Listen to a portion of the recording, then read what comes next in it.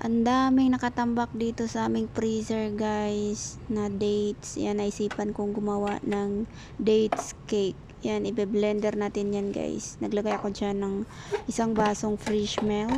Ibe-blender natin yan guys ng pinong-pino.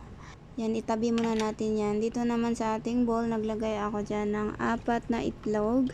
At saka naglagay ako ng half cup of sugar and half cup of oil and 1 tablespoon of cinnamon powder. Yan guys, depende yan sa inyo kung lagyan nyo ng cinnamon, pero mas masarap pag merong cinnamon powder guys. Yan, ibabuhos na natin yung ating blender na dates, and then naglagay ako dyan ng vanilla powder guys.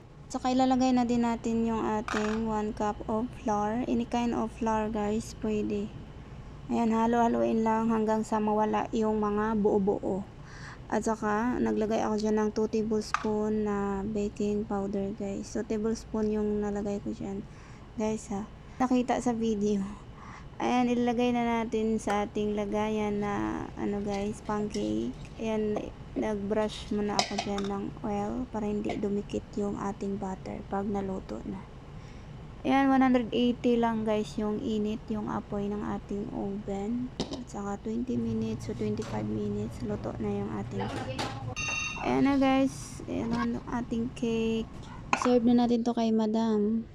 Thank you for watching guys. Bye bye.